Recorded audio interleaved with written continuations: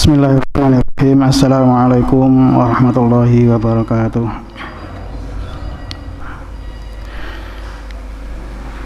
Innal hamdalillah nahmaduhu wa nasta'inuhu wa nastaghfiruh wa na'udzu billahi ta'ala min syururi anfusina wa min sayyiati a'malina. Innahu may yahdihillahu fala mudhillalah wa may yudlil fala hadiyalah. Asyhadu an la ilaha illallah wahdahu la syarika lah wa asyhadu anna Muhammadan abduhu wa rasuluh.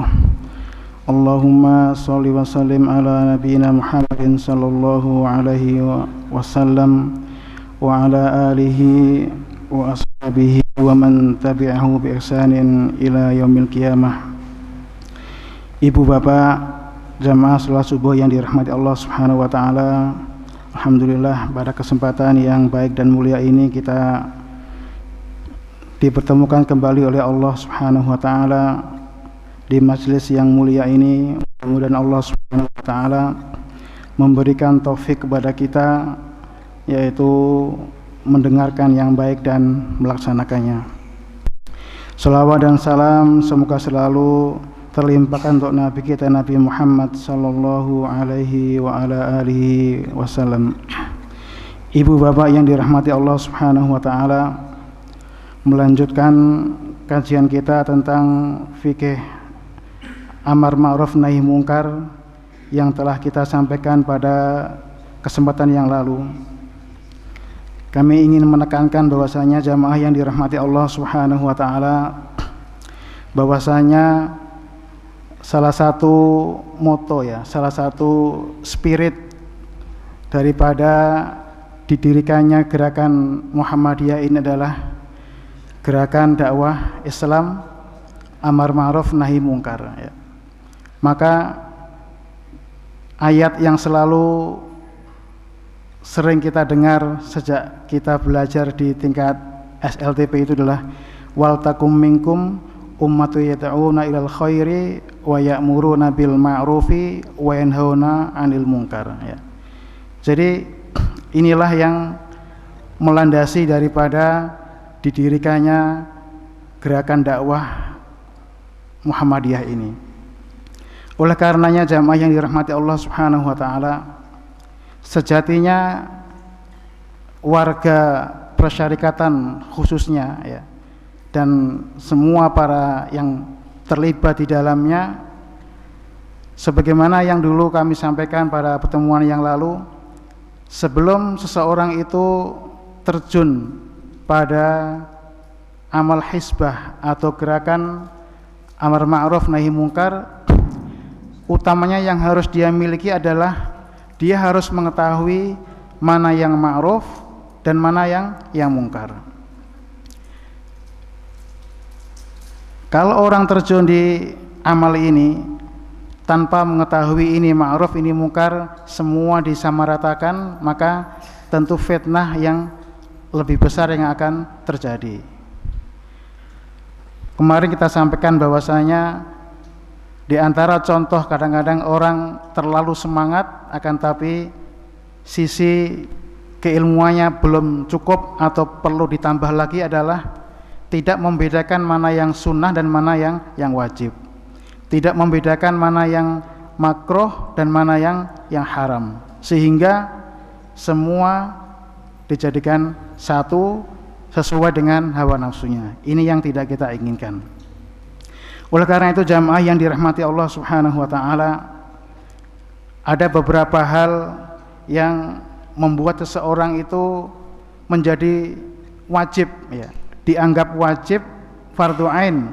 Kita tahu namanya fardhu ain itu adalah kalau tidak dikerjakan maka dia berdosa.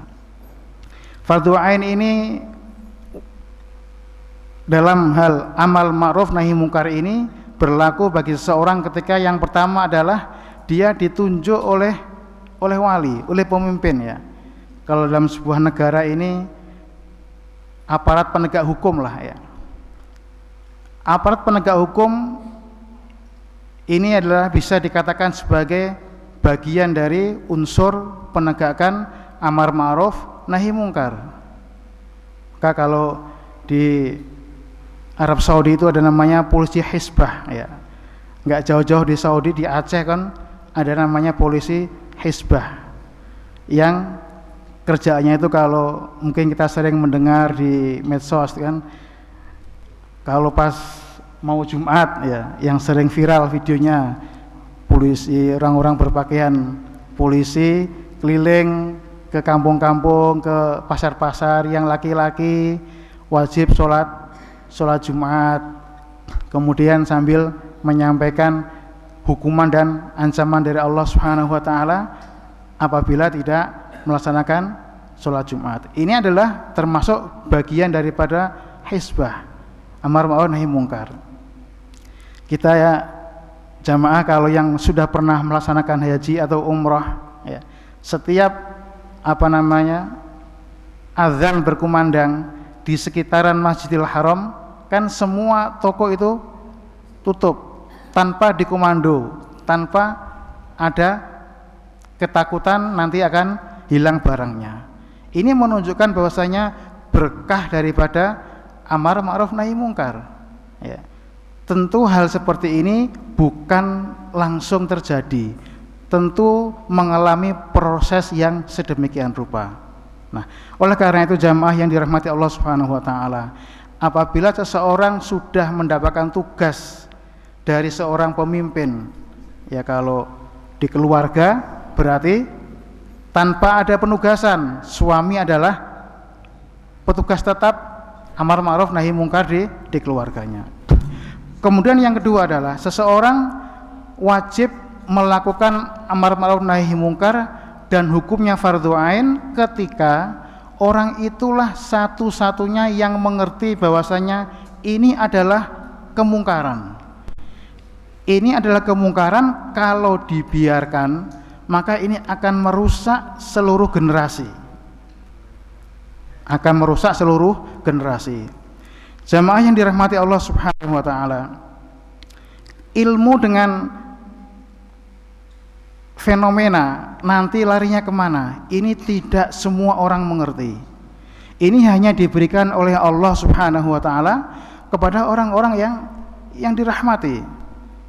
Contoh satu kasus ya yang pernah kita sampaikan, ketika terjadi konflik antara Nabiullah Yusuf alaihissalam sebelum beliau diangkat jadi nabi dengan istrinya raja, itu kan semua orang bingung.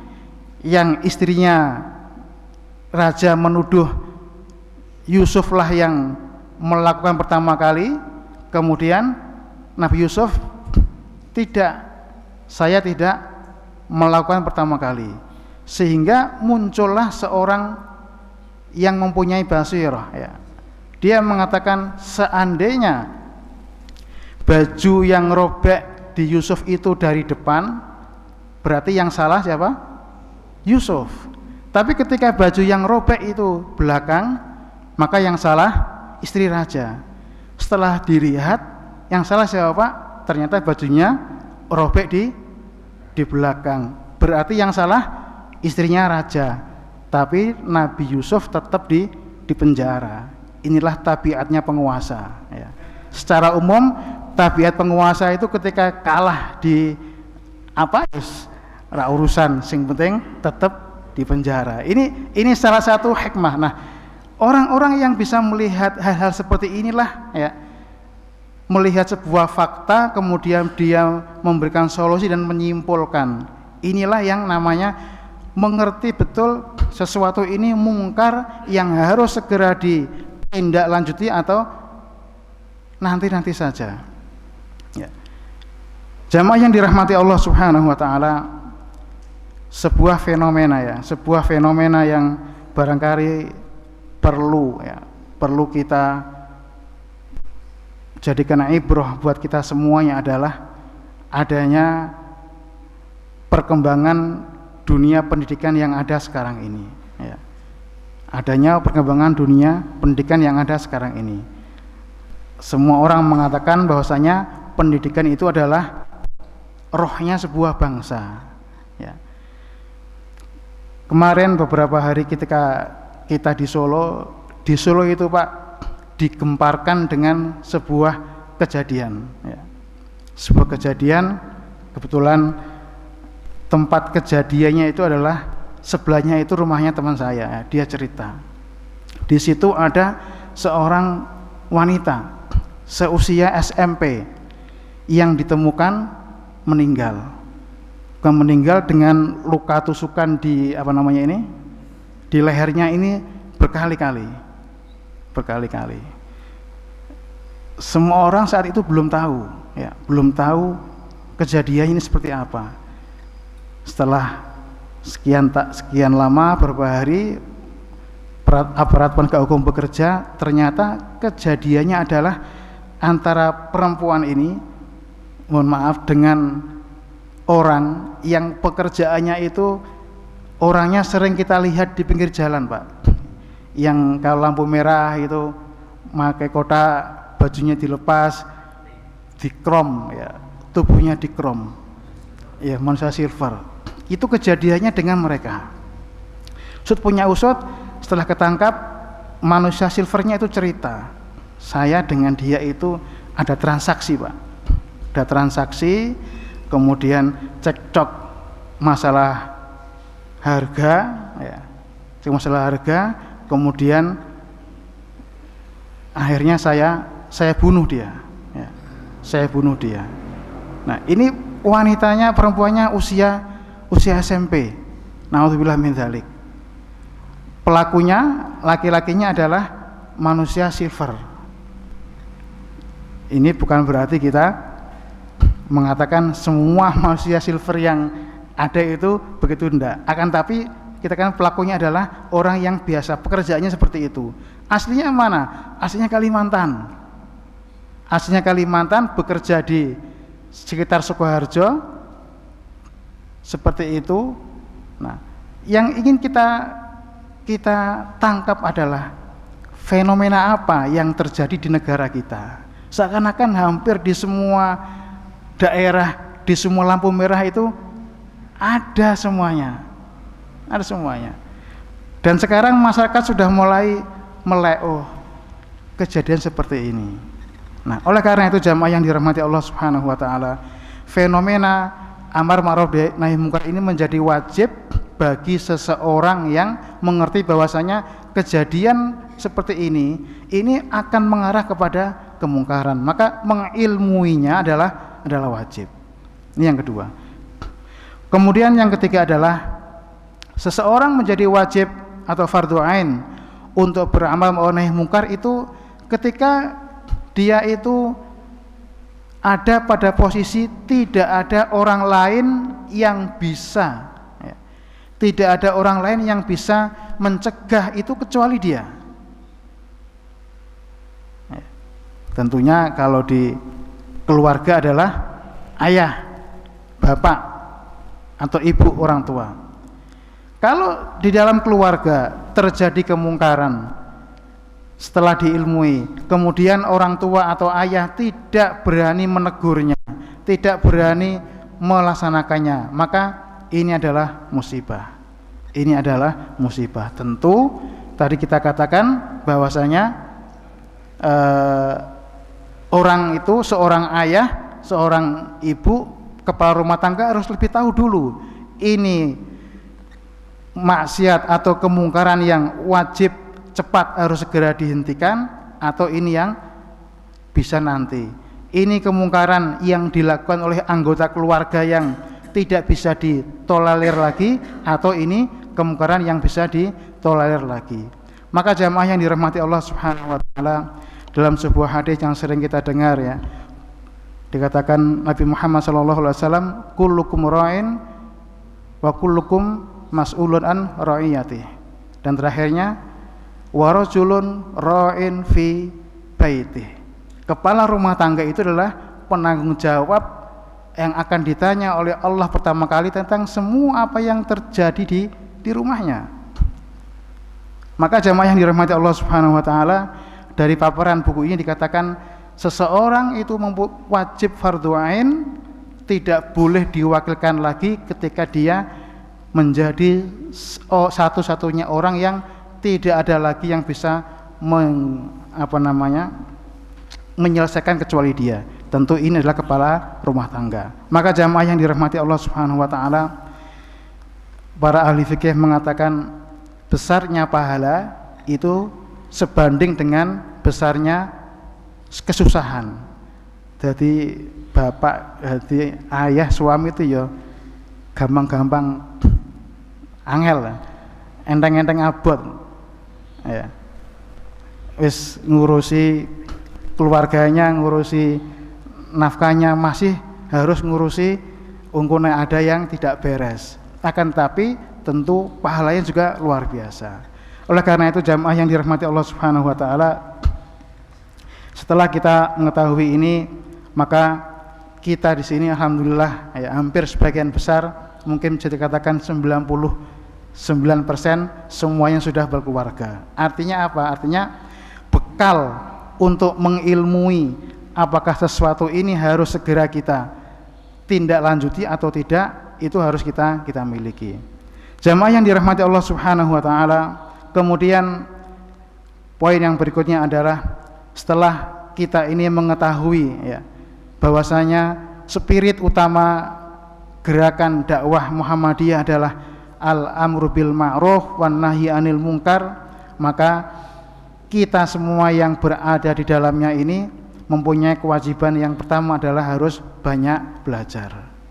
Banyak belajar untuk mengetahui apakah ini hukumnya sunnah yang seandainya orang meninggalkan itu tidak perlu kita kecam berlebihan, ataukah wajib yang seandainya orang itu meninggalkan kita perlu melakukan pendekatan sebaik mungkin.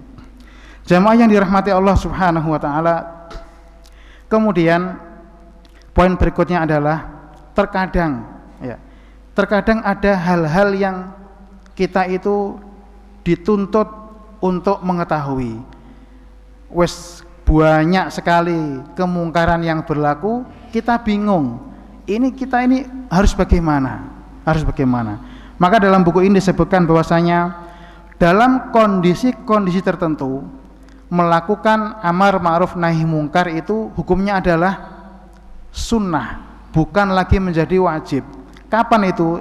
Yang pertama adalah ketika sudah sedemikian banyaknya fitnah, sedemikian banyaknya kemungkaran, dikandani ambek ora iki padha wae.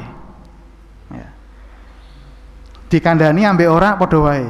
Sing si kampung kene diomongi, sing kampung kono tambah dadi. Sing kono diomongi, sing kene ya padha wae. Nah, maka jamaah yang dirahmati Allah Subhanahu wa taala, dalam hal kondisi seperti ini, maka kita diperbolehkan untuk memikirkan kondisi kita sendiri. Maka dalam sebuah hadis dikatakan nanti pada suatu zaman akan datang zaman di mana orang yang duduk itu lebih baik daripada berdiri. Mengapa? Ngadeg tok wae di penjara. Ya. Bapak Ibu, saking beratnya zaman fitnah, entah ini zaman sekarang atau kapan atau mungkin sudah berlaku, ini Allah alam, kita belum memiliki basirah tentang hal ini. Dikatakan orang yang duduk itu lebih baik daripada orang yang berdiri. Mengapa? Karena ngadeg tok wae iku di penjara. Seperti itu. Orang yang berdiri lebih baik daripada orang yang jalan.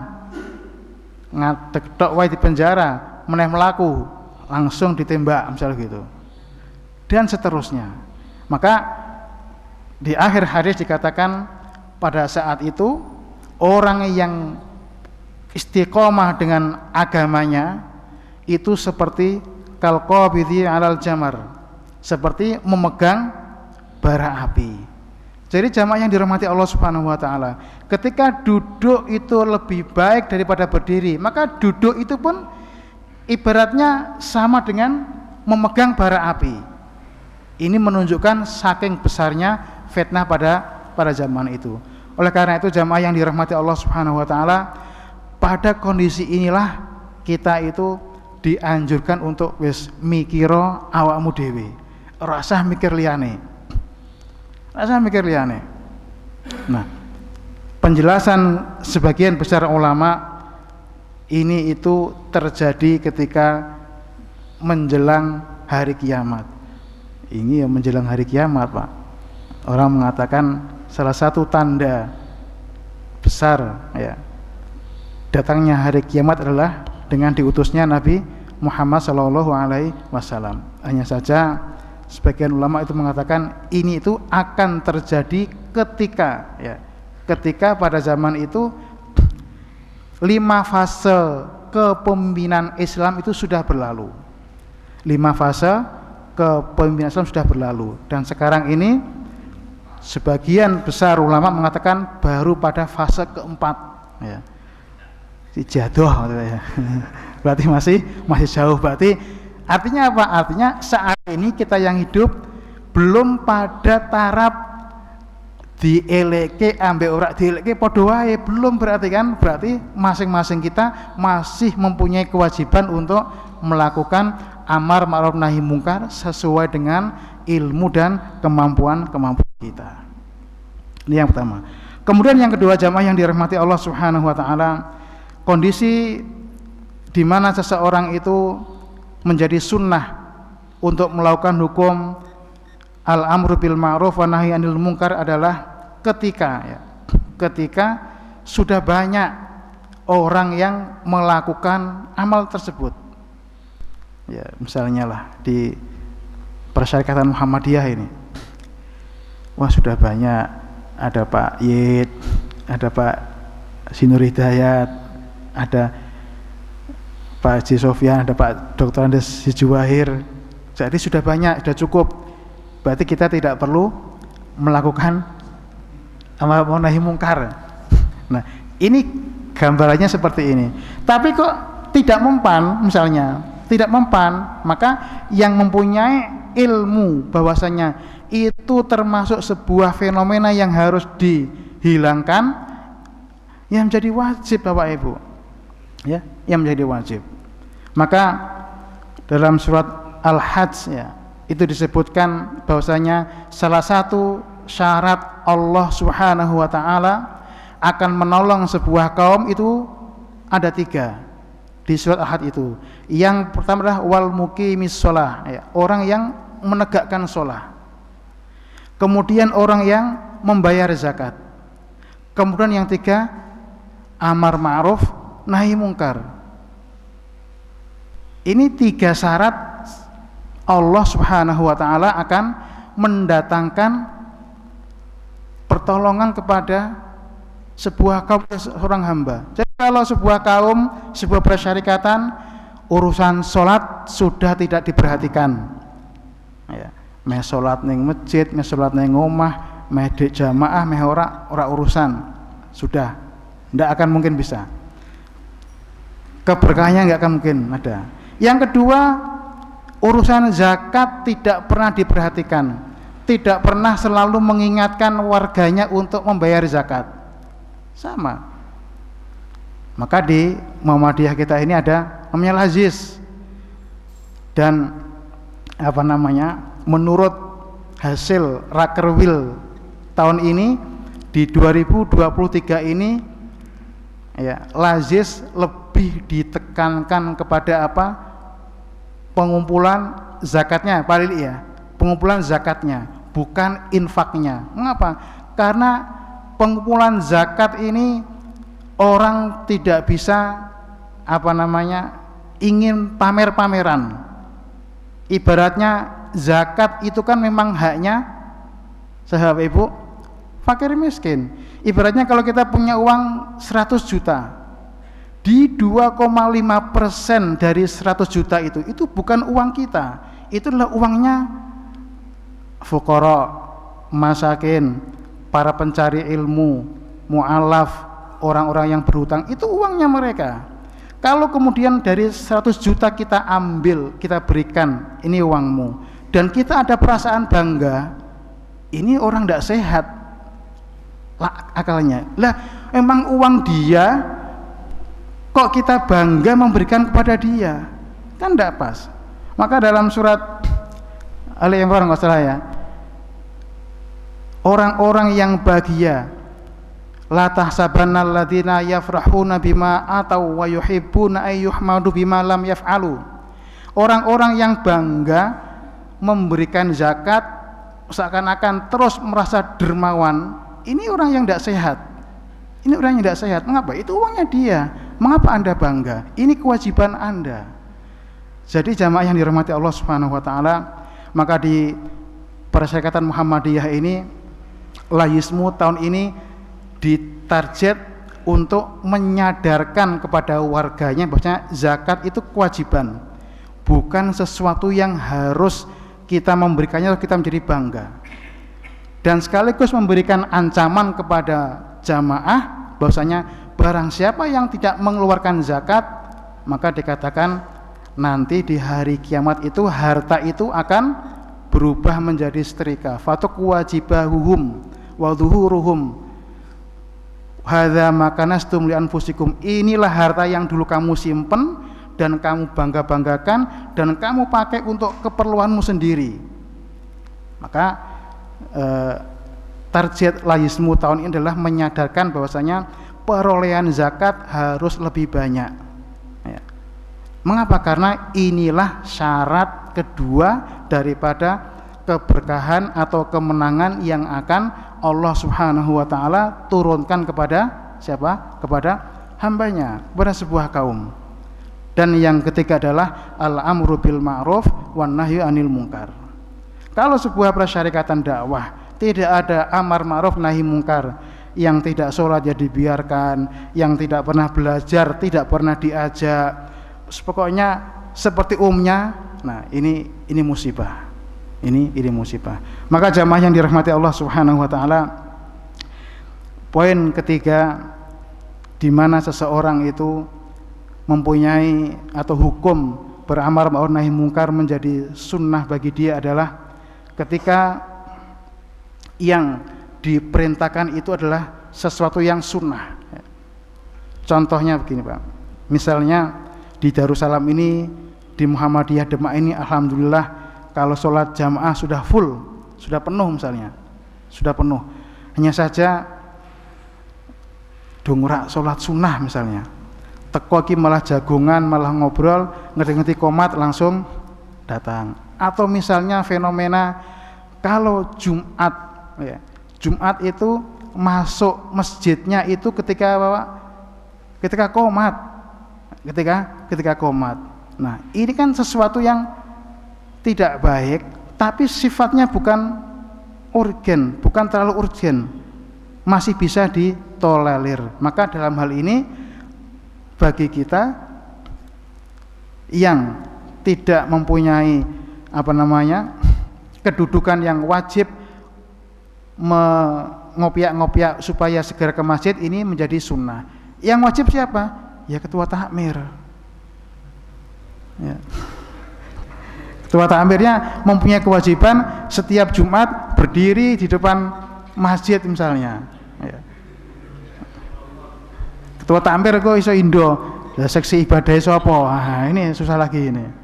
Nah, artinya apa? Artinya struktur masjid itu mempunyai sesuatu beban yang memang nanti kalau tidak baik ya akan ini. Kalau saya sampaikan bahaya engko, jaluk mundur engko.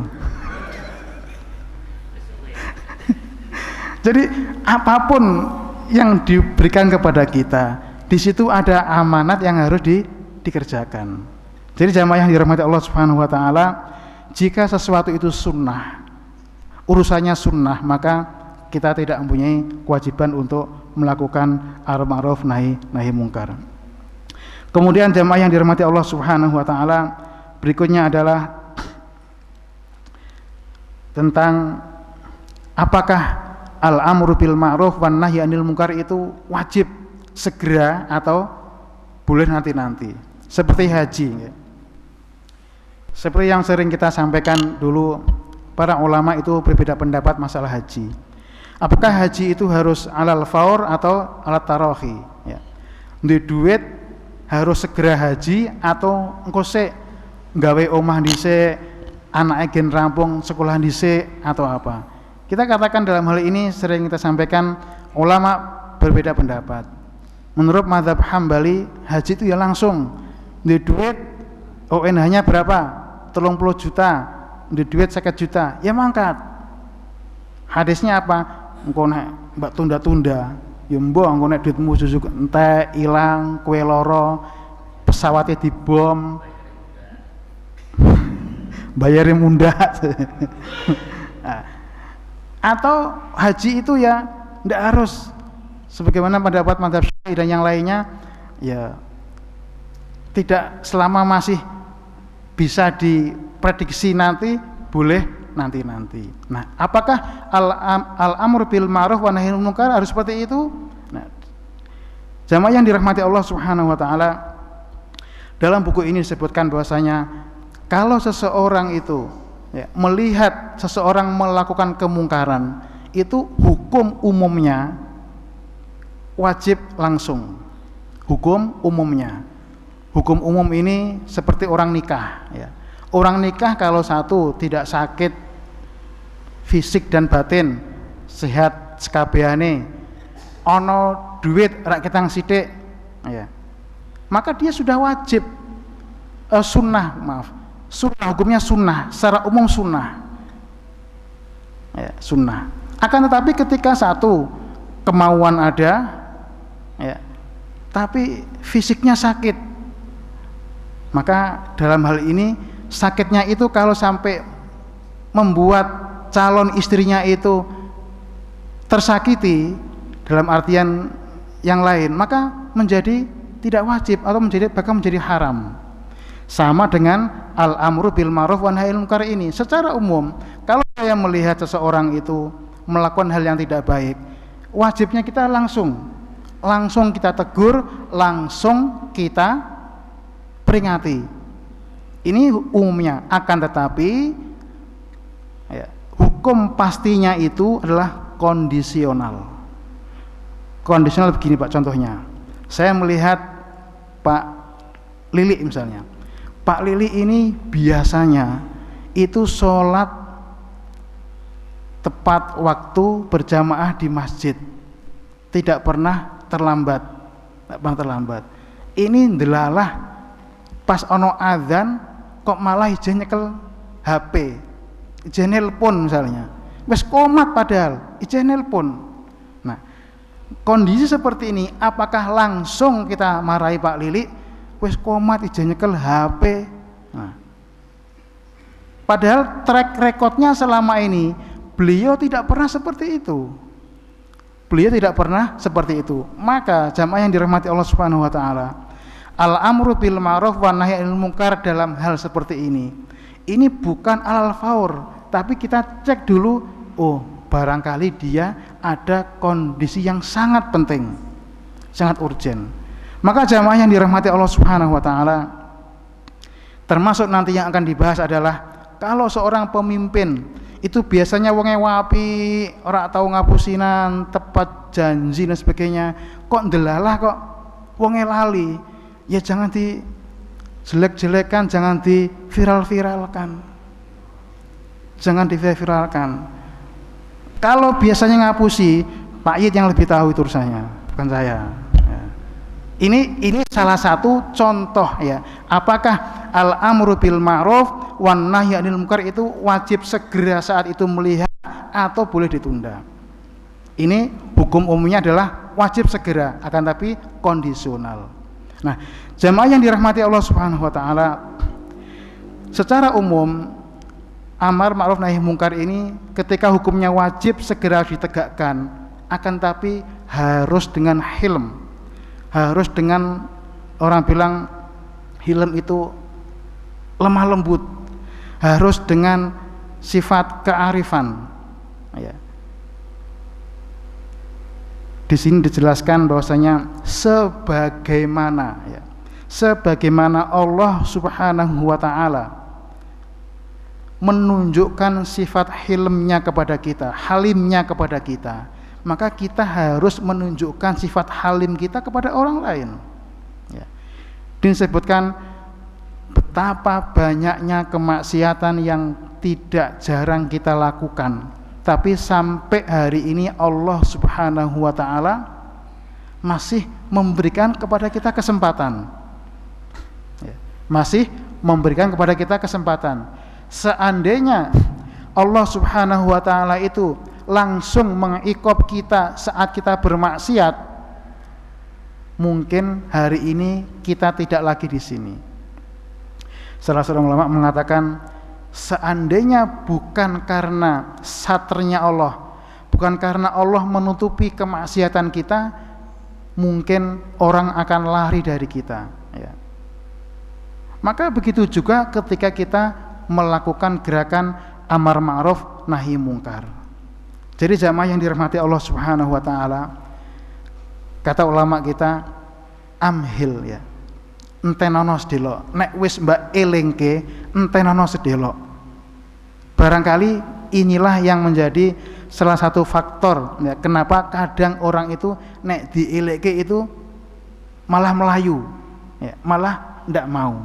Mungkin kita terlalu cepat ingin meminta hasil,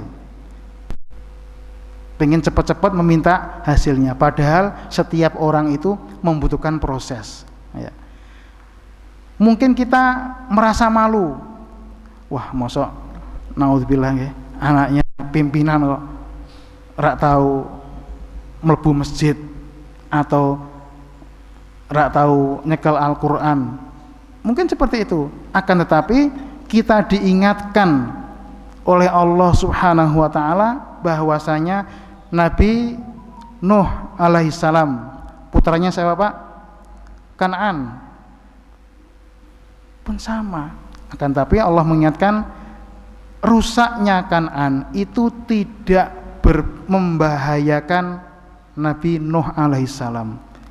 Maka naudzubillah min dzalik, seandainya, sekali lagi naudzubillah min dzalik, seandainya ada salah satu dari keluarga kita yang totonane angel, kita sudah berupaya semaksimal mungkin, totonane angel, maka satu langkah terakhir yang tidak boleh kita hilangkan adalah berdoa kepada Allah Subhanahu wa taala. Sering kita ingatkan, semua yang berlaku atas kita di dunia ini itu adalah sudah ada takdirnya dari Allah Subhanahu wa taala. Maka seandainya di luar kemauan kita, tidak sesuai dengan yang kita inginkan, maka jangan putus asa, teruslah berdoa. Seandainya berhasil, maka jangan sombong atau membanggakan diri, bersyukurlah. Itu adalah rahmat dan nikmat dari Allah Subhanahu wa taala. Oleh karena itu jamaah yang dirahmati Allah Subhanahu wa taala, dalam titik poin ini pengarang buku ini mengatakan bagi para pemimpin keluarga, bagi para pemimpin keluarga ketika mendapati anggota keluarganya agak sedikit jauh dari aturan agama, maka jangan putus asa dan jangan mudah emosi, tapi juga jangan berhenti mengingatkan. Salah satu indikator tidak putus asa adalah selalu berdoa memohon kepada Allah Subhanahu wa taala. Maka dalam Al-Qur'an satu doa yang selalu perlu kita lantunkan adalah Allahumma aslih li fi dzurriyyati. Ya Allah, perbaikilah diriku dengan engkau perbaiki keturunanku. Inni tubtu ilaika, aku bertaubat kepadamu ya Allah. Jadi jamaah yang dirahmati Allah Subhanahu wa taala, salah satu syarat kalau kita ingin keluarga kita baik, keturunan kita baik, ya kita harus taubat dulu. Jadi jangan sampai nang meskipun bapak iki serengane ngene, kamu ojo yo. Nah, ini tidak akan berakhir, tidak akan apa namanya? Tidak akan berlaku seperti itu. Maka jamaah yang dirahmati Allah Subhanahu wa taala, di akhir bab pembahasan tentang apakah amar ma'ruf nahi mungkar ini harus cepat atau lambat, disebutkan bisa jadi dengan mengulur, dengan memperingatkan tidak secara langsung itu akan ada hikmah ya, akan ada hikmah yang akan kita dapatkan. Maka salah satu poin yang juga ditekankan di buku ini adalah salah satu hal yang kita jangan langsung mengingatkan itu adalah orang ketika bangun tidur, Bapak Ibu. Orang ketika bangun tidur itu kondisi psikologinya itu mungkin antara sadar atau tidak sadar, antara emosi atau tidak emosi.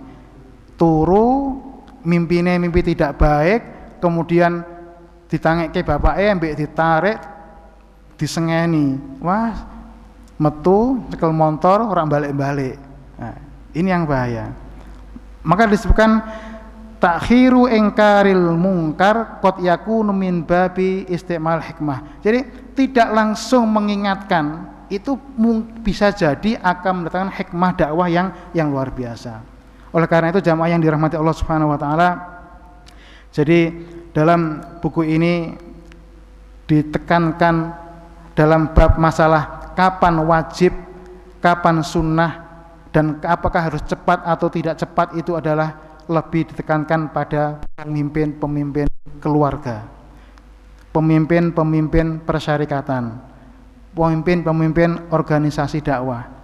Oleh karenanya jamaah yang dirahmati Allah Subhanahu wa taala, kita sebagai warga ini perlu kiranya untuk selalu menambah ilmu. Mudah-mudahan Allah Subhanahu wa taala memberikan taufik kepada kita. Kemudian di pembahasan yang berikutnya adalah kapan seseorang itu dianggap berdosa. Ya, kapan seseorang itu dianggap berdosa ketika dia itu tidak melakukan amar ma'ruf nahi mungkar.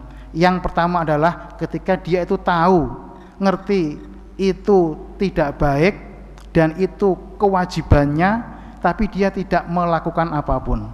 Nah, untuk pembahasannya lebih detail insya Allah akan kita lanjutkan pada kesempatan yang akan datang.